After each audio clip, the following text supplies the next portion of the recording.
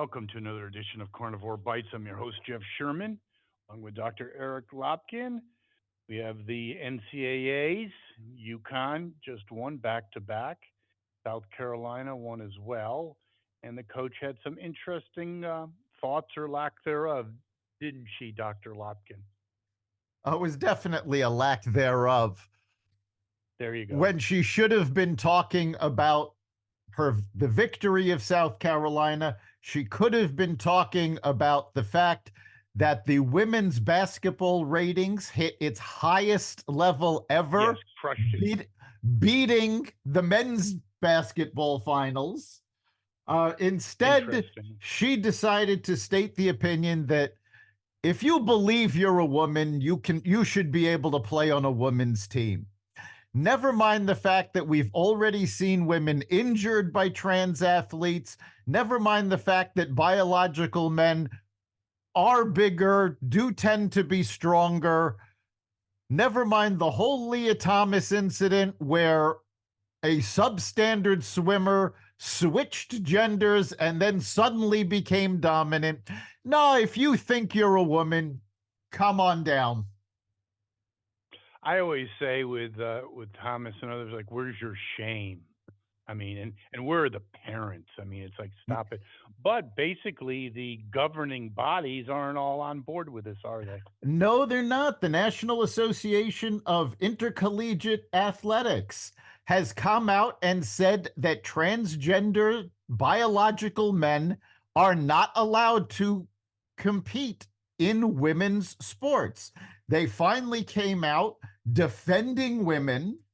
And for those of you not familiar with the NAIA, they're basically the little brother to the NCAA. But it's a start. There's about 250 colleges that play in that league. And yes, if you are a biological male, you can compete on the male teams, not the female teams. Yes, and as we were talking, as we were preparing, it's like, where's the shame? I mean, and where's the parents? I mean, please have some dignity. Sorry, I know it's not politically correct, but that's the view of Mr. Sherman. How do you like that? And it's true. I mean, you've got these folks. Now, I believe it was NCAA. No, it wasn't. I don't remember which sport it was, but there was one NCAA sport that came up with a trans only event. If you believed, if you were a transsexual, you could compete on these teams. And they had to cancel it because they didn't get a single participant, which tells me that it's not about transsexuals competing in sports. It's about them trying to get an unfair advantage and discriminate against women. Well done, Dr. Eric E. Lopkin. That's 100% spot on analysis. If it was about trans, then it would be loaded, wouldn't it? But now, no takers. I wonder why. You are 100% correct. But speaking of stupidity, and the view is always good for that, we have Sonny Halston, who blames the eclipse on global warming. That's almost there with Don Lemon saying that missing aircraft might have gone into a black hole. Both geniuses. This was amazing. I've never seen anything like this. This comment was so stupid that even Joy Behar and Whoopi Goldberg had to pull her back and go, "No, you don't know what you're talking about."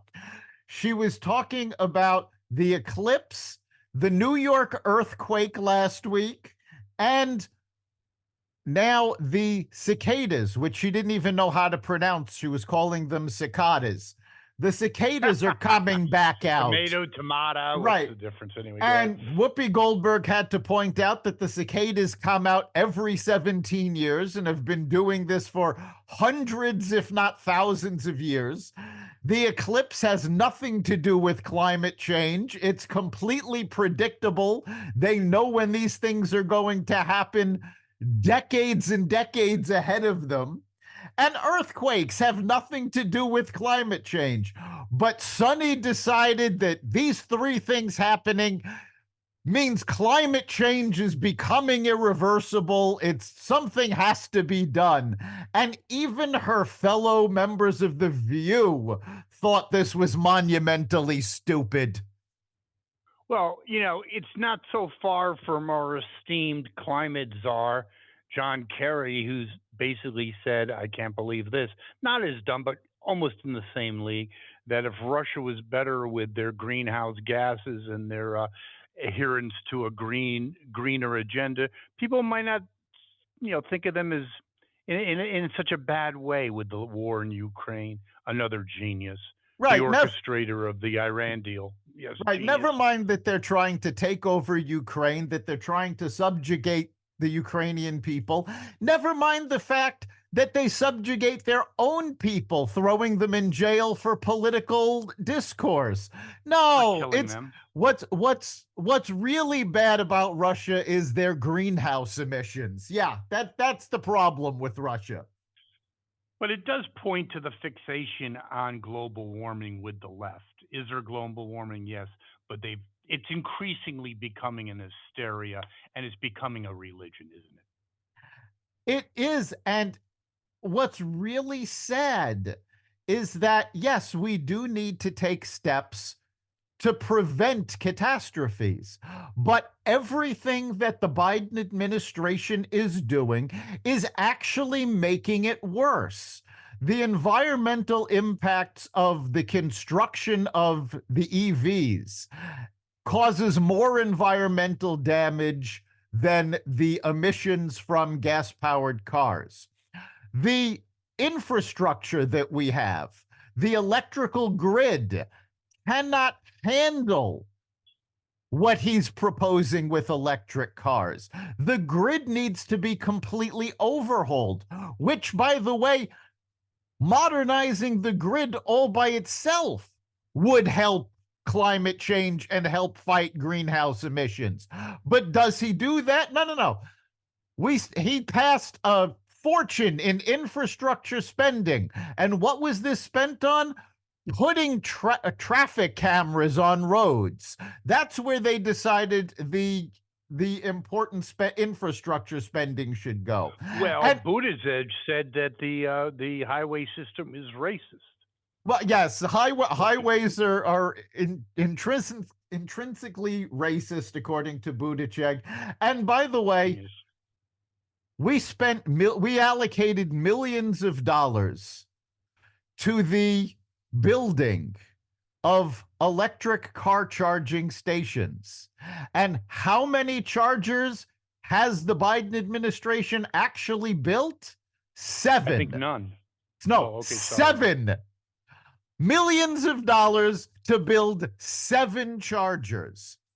He's now pushing for all trucks to go electric. And in Chicago, a trucking company put in for a permit to build charging stations for their fleet of trucks. And Chicago denied the permit because the amount of electricity needed to power the charging station would blow Chicago's grid.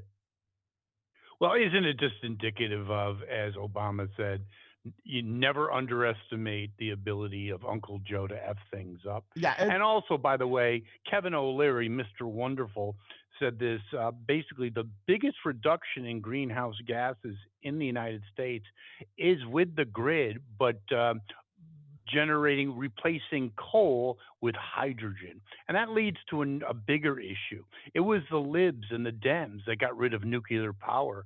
Hello, yeah, think of all that the technological advancements that would have happened. Remember all the no nukes, no nukes? Again, emotion. They're supposed to be the scientists, the geniuses, but it was all based on emotion. And if we had a larger percentage of our grid powered by nuclear power, it would be exponentially safer. It is 40 years ago since 3 Mile Island. And again, leave it to the Dems to F things up. yes, and I do want to remind people that, yes, 3 Mile Island was a catastrophe. It caused a grand total of 0 fatalities. How many fatalities have we had in coal mines?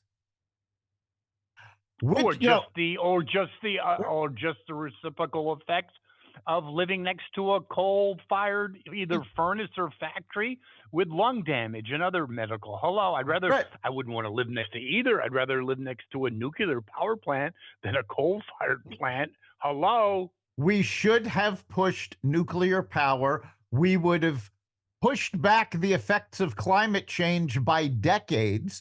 Our grid would be much more secure and capable of making more changes that would benefit the environment. But no, the Democrats and the liberals have always focused on emotion rather than fact. And that is now this is working to their detriment because we're seeing people don't want to buy electric cars. They're fighting against it. There aren't the charging stations necessary. The grid can't handle it. And the courts have struck down Biden's ability to force the issue. So, Well, force. Well, force is a interesting word. Isn't that Stalinistic? Like the 5-year plan. We all need to drive whatever those crappy cars they had. I mean, these people are socialists. Let's just cut the crap. they're socialists, and I mean, I find it absolutely hysterical every time the Democrats start yelling that Trump is a threat to democracy. Really? Who are the guys that shut down free speech in regards to COVID and Hunter Biden's laptop? Who are the guys who are forcing people to give up appliances, to give up gas powered cars? This is not Trump doing all of this. The American people and the market forces are what should be being relied on. And of course, the Democrats don't want to do that because they want to control things. That's what this is all Means of about. production. That's all they want. Yes. I was going to say that, but yes, you beat me to the punch, which is more than fine. 100% agree. If it was a rational analysis and strategy, that's one thing, but it's not. Okay, it's ridiculous. But speaking of something that's not ridiculous, as Uncle Joe needed the help of two other people to get 25 million, Trump nailed down 50. Quite interesting. Your thoughts? Yeah, the Biden administration made a big deal over this New York fundraiser that gathered Biden, Bill Clinton, Barack Obama, Stephen The Colbert, Three Queen, Stooges. yeah, Stephen Colbert, Queen Latifah, Lizzo, several other celebrities, and they set a record of $25 million for the fundraiser. And a few days later, Donald Trump held a solo fundraiser in Mar-a-Lago and doubled it. So what does this say? What is your read? It's what, 8 months out, 200 and something days. Um, what are you feeling about the election? One thing I think is really important. We have the New York trial coming up, I believe, next week. I think that's pivotal. Where do you see the election? I'll throw one more thing as we look at it. We have the inflation numbers, and it's still a huge problem, 3.5%, and gas is up 50% since Uncle Joe took office. Lot to digest, but where do you see this? The polls are saying swing states are going for Trump, except I think Minnesota is even or something. Where do you see this, and how big of a impact do you think the New York trial is going to be? There's going to be a lot of factors that are going to impact it. Right now, Trump is ahead, but his lead is within the margin of error. So it's basically a coin toss at this point. Inflation numbers just came out higher than expected for the third month in a row. This has killed Joe's campaigning on Bidenomics. That's gone, yeah. He was being told to stop talking about it before. Now it's completely off the table. If he continues touting Bidenomics, it's going to tank him. The New York trial could tank Trump. It's going to depend on if he is found guilty, if it's Then it's over. even if it's a fair trial. I don't know if it's over at that point. It's also going to depend on the appeals process, because again, on a strictly legal standpoint, there is no case here. There's a federal charge that New York does not have the ability to prosecute, that the federal government already said there was no case to prosecute. They're pushing that. And there's a local statute that is beyond the statute of limitations that they're trying anyway. So, strictly on a legal basis, if Trump were to be found guilty, any appeals court would have to overturn it. Now, that doesn't mean, now, we've already seen most of these trials are strictly politically motivated. We saw in some January 6th trials and in some trials about Russiagate that the juries were not finding on a basis of law. They were voting based on their politics. So that it is still very plausible that a Democratic New York jury will find him guilty despite the fact that there's no crime. Yeah, I think it's going to have an impact. I think if the New York trial goes south, blows up, I think Trump is in. How do you like that? Because the tea leaves aren't good for Uncle Joe. Continuous inflation, these are things that hit home. No one gives a shit about all these other nonsensical things, okay? The only thing that could trip up Trump politically, I believe, is abortion. Arizona, just I believe, Supreme Court just basically there's has a very restrictive abortion measures. I think Trump's stand on abortion was excellent. Where do you think abortion is playing into all of this? Well, we said earlier in the podcast, the Democrats push emotions rather than facts. So here are the facts about abortion. No matter who you vote for president, no matter who you vote for Senate or Congress, abortion is not on the table because the Supreme Court said it is a matter for the states.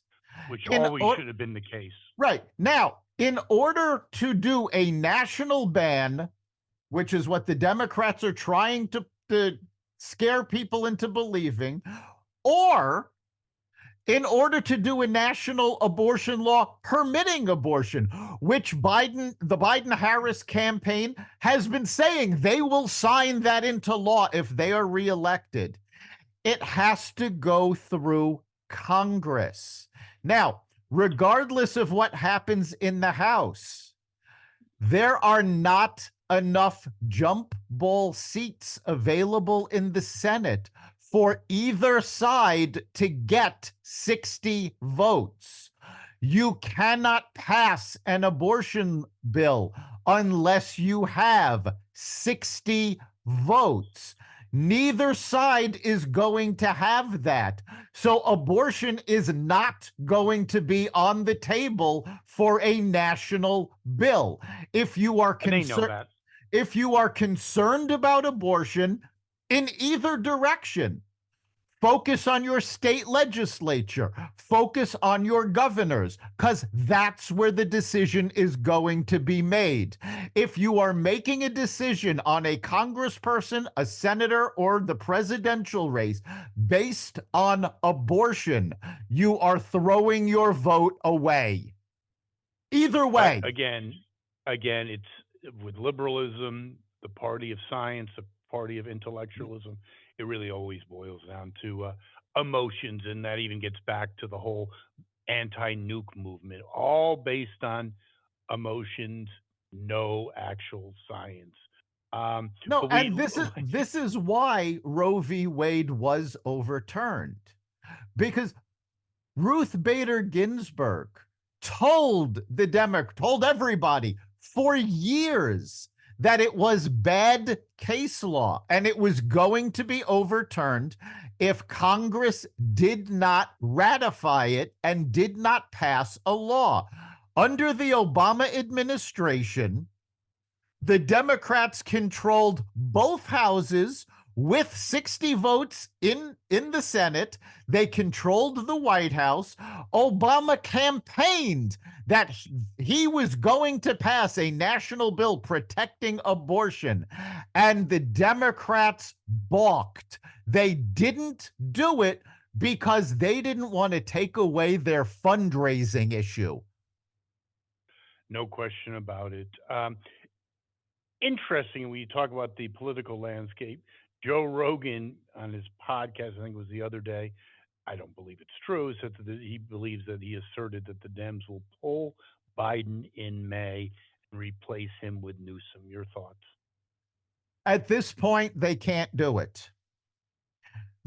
In order for the Democrats to pull him off the ticket, they have to say he is incompetent and Well, not he is. and not capable of being president. They cannot take the nomination away from him without his permission at this point because he has the necessary delegates already sewn up.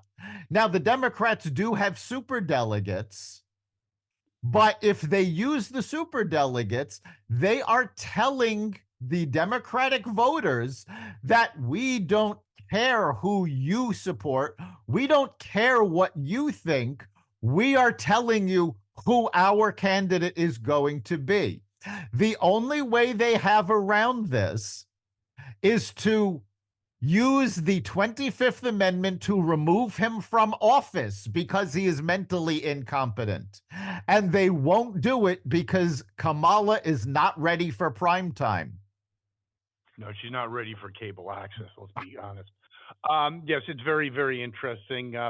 You mentioned the Senate, uh, basically Schumer threatens to kind of. He had two things. He wants to expedite it as quick as possible, and then he mentioned that he's going to shelve it. But Mayorkas impeachment. Your thoughts on that? Well, the Mayorkas impeachment isn't even going to the House at this point. They know they don't have the votes. They know it's not going to result in anything in the Senate. It was a complete waste of time. Should Mayorkas be disciplined? Absolutely. Was impeachment the way to do it? No, because they knew it was never going to go He should have anywhere. been censured. Yes, a censure could have gotten past the House.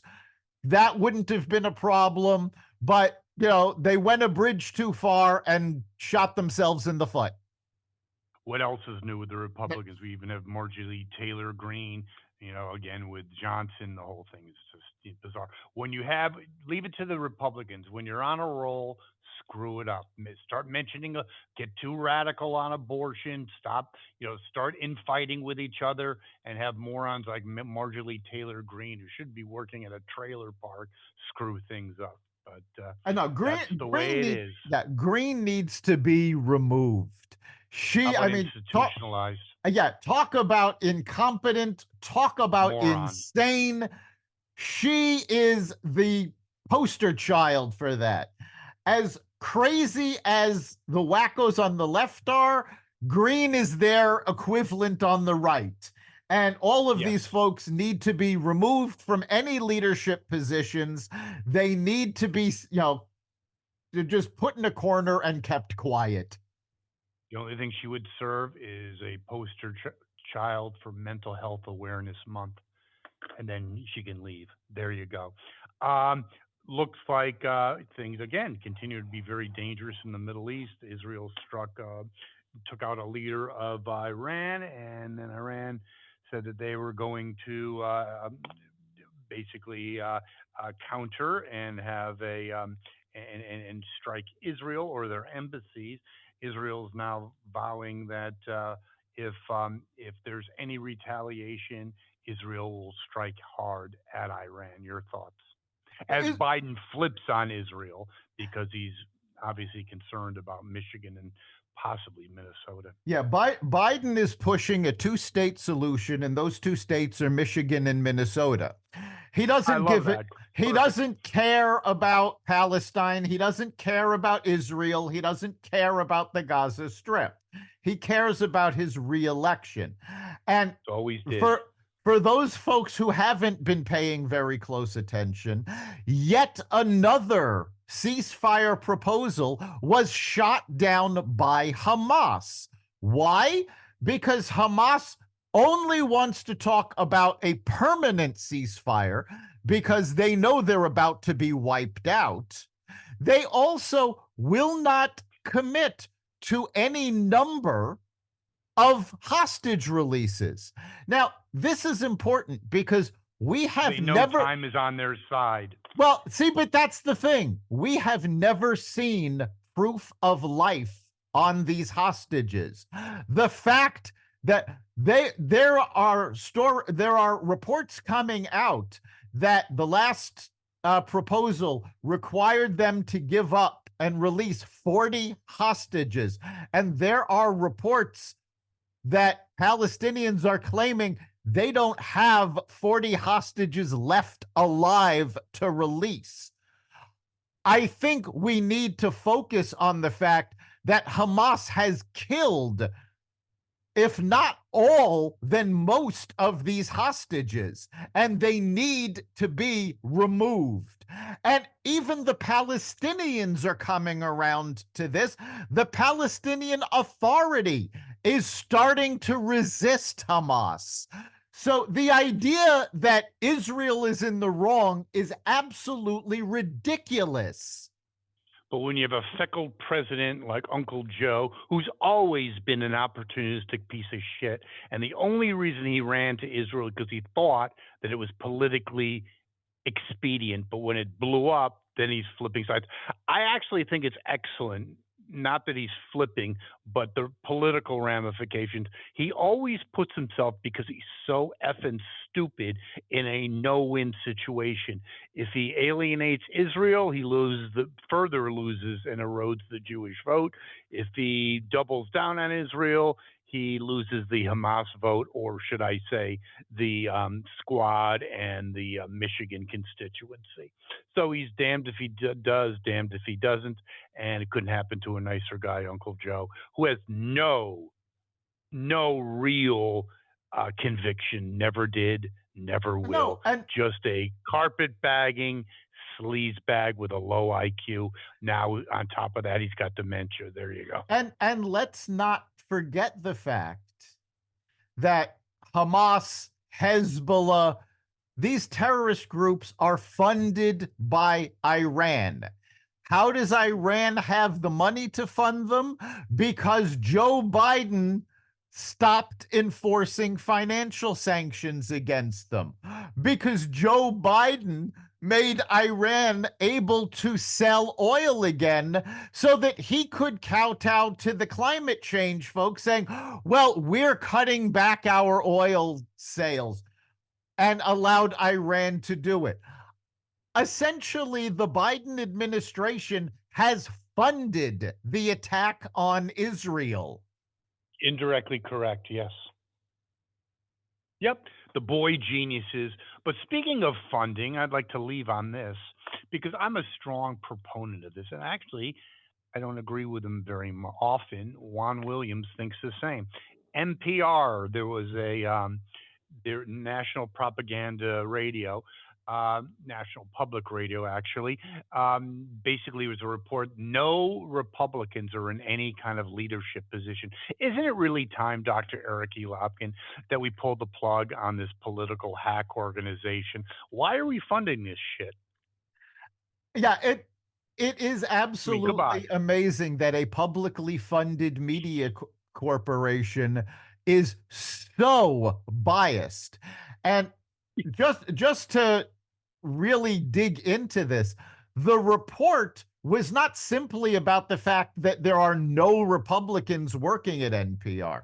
First of all, this was not done by a conservative think tank. This was not done by a conservative watchdog group. This report was from one of NPR's own editors. In fact, their business editor is the one Yep. that came out and lambasted NPR for hitching their wagon to the Russiagate scandal. And then, when it turned out there was none, completely pretending that they had never reported on it. Completely whitewashing Hunter Biden.